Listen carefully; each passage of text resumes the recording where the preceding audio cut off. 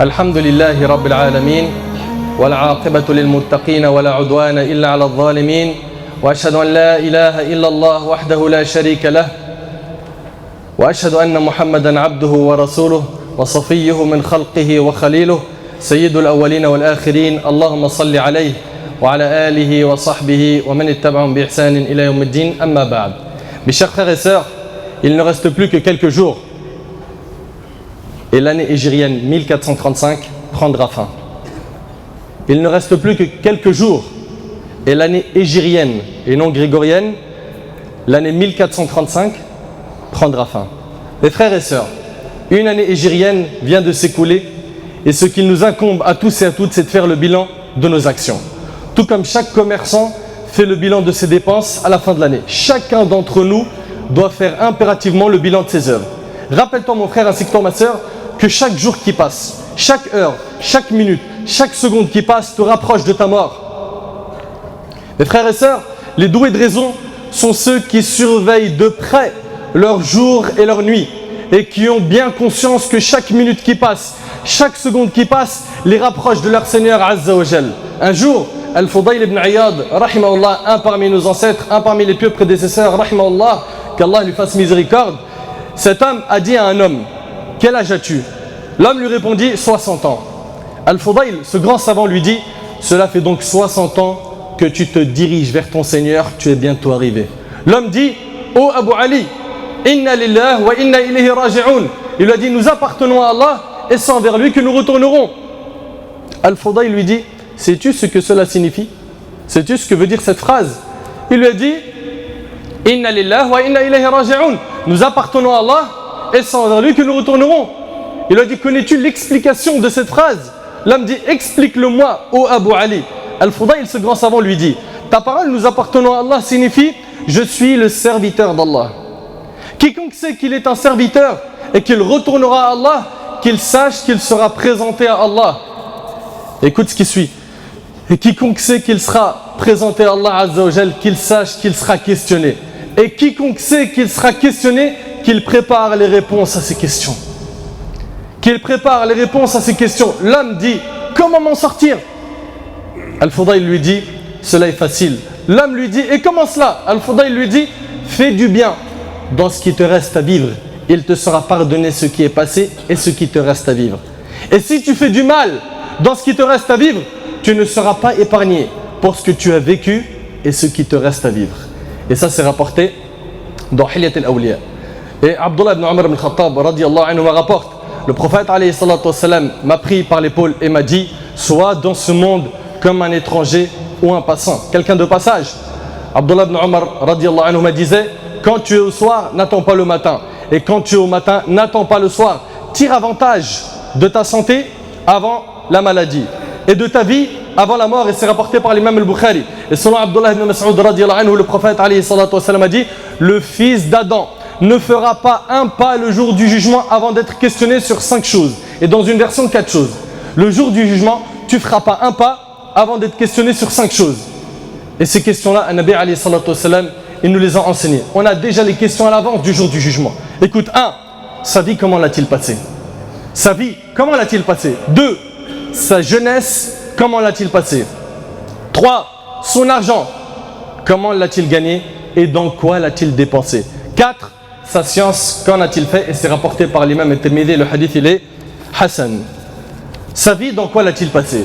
Sache que tu auras à rendre des comptes sur ton temps. Où est-ce que tu passes la plupart de ton temps? Devant la télé? Tu rentres épuisé du travail, tu allumes la télévision et tu restes devant toute la nuit? Où est-ce que tu passes la plupart de ton temps? Devant la télé? Devant ton ordinateur, ton PC, à surfer sur le net, à consulter tes emails, à poster sur Facebook et Twitter? Ou bien fais-tu partie de ceux qui passent leur jour et leur nuit au travail? Même quand ils rentrent, ils travaillent. Il n'a pas le temps ni pour sa mère, ni pour son père, ni pour sa femme, ni pour ses enfants. Ou bien fais-tu partie de ceux qui passent leur temps dans des cafés, des restaurants, des chichas? Mon frère, ma soeur, qu'as-tu fait de ta vie jusqu'à ce jour? Est-ce que tu es prêt à rencontrer ton Seigneur si tu meurs à l'instant avec ce que tu as fait comme action? Retiens donc que tu seras questionné sur ta vie, mais aussi sur ton argent.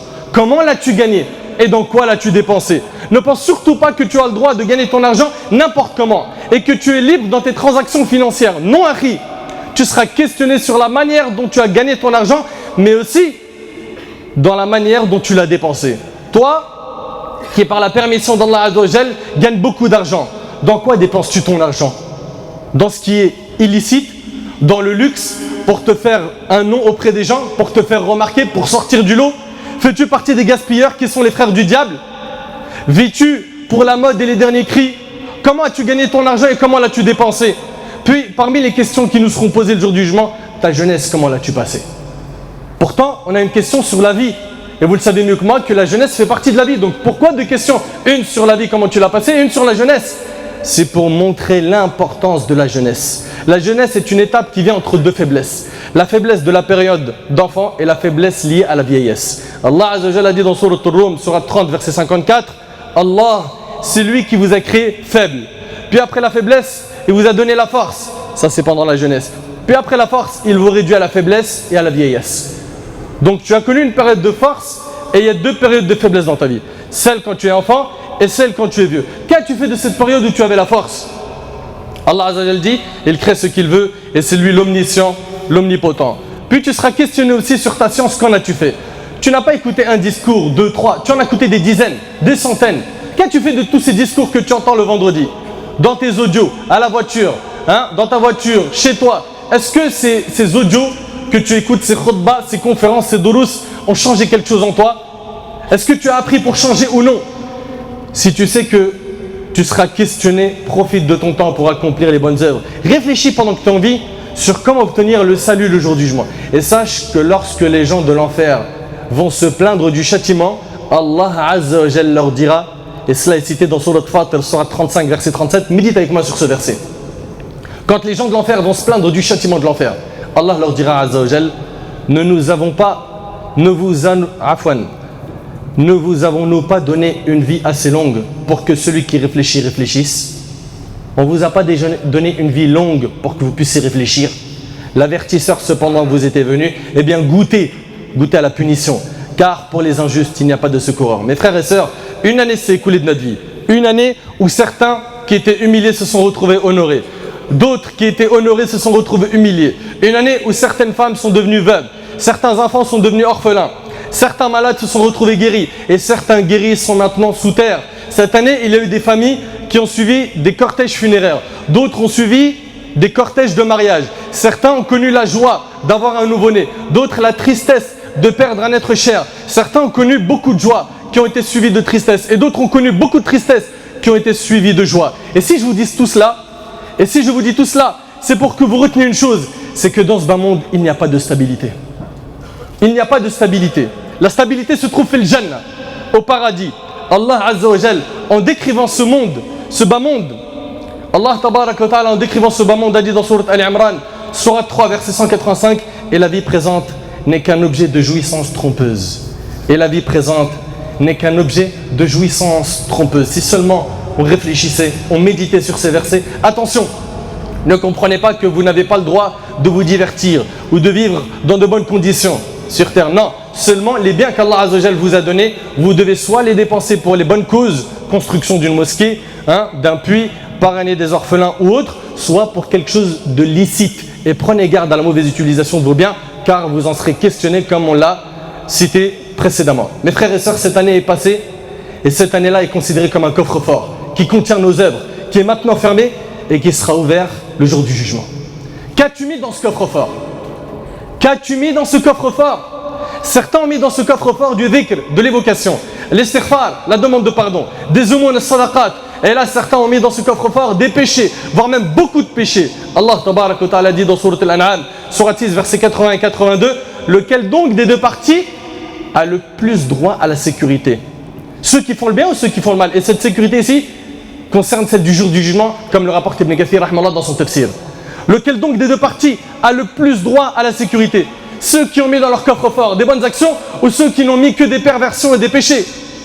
Mes frères et sœurs, on accueille une nouvelle année dans quelques jours. Soyez prêts à faire mieux que l'année dernière. Repentons-nous de nos péchés, de nos manquements, de nos négligences et ne soyons pas de ceux qui vivent au jour le jour sans programme, sans organisation. Notre prophète alayhi salatu wassalam, qui est notre modèle, se préparait pour chaque chose qu'il faisait.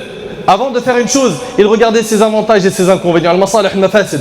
Il regardait comment tirer un maximum de profit de ses projets. Il y a juste à voir sa préparation le jour de son émigration à la Mecque pour voir à quel point il était ordonné, alayhi salatu wassalam, structuré, et qu'il préparait tout, alayhi salatu wassalam. Et c'est comme cela qu'étaient nos ancêtres les pieux prédécesseurs. Soyons donc prêts, mes frères, ainsi que vous, mes sœurs, à accueillir cette année avec des projets nobles. Prends la décision ferme de réparer. Prends la décision ferme de réparer ta relation avec la prière que tu n'accomplis toujours pas ou que tu bâcles jusqu'à ce jour. Ma sœur, passe à ton hijab al-shar'i. Mon frère, fais attention à tes transactions financières et ne fais pas rentrer chez toi de l'argent illicite. Fais rentrer chez toi uniquement de l'argent licite. Prends la ferme décision de te réconcilier avec tes parents, avec ta famille. Prends la ferme décision de faire sortir ta zakat que tu n'as jamais sortie. Combien sont nombreux les musulmans qui ne savent même pas comment calculer la zakat? Et ils sont tous d'accord avec nous que la zakat fait partie de l'arkan al-islam, des piliers d'islam. Mais ils ne savent même pas comment la calculer. Aïb alikum wallahi. Vous avez des grands diplômes, vous connaissez énormément de choses. Et on n'est pas contre ces diplômes. Mais un parmi les piliers d'islam comme la zakat, vous ne savez pas la sortir, vous ne savez même pas la calculer. Vous donnez comme ça n'importe quel aumône à n'importe quel moment de l'année. Ou des fois vous le mélangez même avec zakat al-fitr qu'on donne à la fin du mois de Ramadan. Est-ce un comportement à avoir avec Allah Azza wa Jal? De même, combien sont nombreux jusqu'à maintenant qui n'ont pas encore accompli le hajj? Pourquoi? Il est occupé à récolter de l'argent. Pourquoi? Parce qu'il doit construire une maison, parce qu'il a acheté un terrain, parce qu'il est endetté. Mais pourquoi tu ne penses pas à ton hajj? Un Nabi alayhi salatu wasalam, il dit Inna Allah ya'murukum an tahujju fahujju. Allah vous ordonne d'accomplir le hajj. Accomplissez-le. Et dans un autre hadith, un Nabi alayhi salatu wasalam, il dit hâtez-vous de faire le pèlerinage.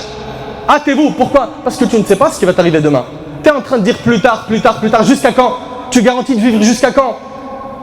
Donc prends la décision ferme de faire ton pèlerinage si tu ne l'as pas encore fait. Prépare l'intention dès maintenant. Prépare l'intention de faire des umrah, de visiter les terres saintes, de voir Mecca et de voir Al-Madina, de voir aussi avec tes enfants les traces, de suivre les traces des compagnons radiyallahu anhum. Où est-ce qu'ils ont vécu? Qu'est-ce qu'ils ont fait? Ce côté historique est très important pour la foi. Dépense ton argent dans les bonnes causes. Prends la décision d'être utile à la communauté. Regarde Abu Bakr radiyallahu anhu, il embrasse l'islam. À peine une semaine passe et 5 personnes parmi ceux à qui il a été promis le paradis embrassent l'islam. Et il n'est pas le seul. At-Tufayl ibn Amr al-Dawsi, il embrasse l'islam, il était le chef de sa tribu. Il retourne et il les appelle tous à l'islam. Et toute la tribu embrasse l'islam, et parmi eux il y avait Abu Huraira radiyallahu anhu. Et nous, jusqu'à maintenant, qu'est-ce qu'on a fait? Qu'avons-nous fait comme effort pour la communauté de l'islam? Prends donc la décision d'apprendre l'arabe, d'être utile, d'apprendre le Coran, d'apprendre la sunna, de faire la da'wah. Prends la décision d'être exemplaire.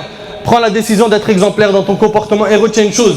Sur Abu Darda radiyallahu anhu, le prophète alayhi salatu wasalam a dit, et si je rappelle ce hadith, c'est que malheureusement on s'occupe de pas mal de choses et on délaisse beaucoup ce point-là qui est très important. Un Nabi alayhi salatu wasalam a dit, rien ne pèse plus lourd dans la balance du croyant le jour du jugement que sa bonne moralité et son bon caractère.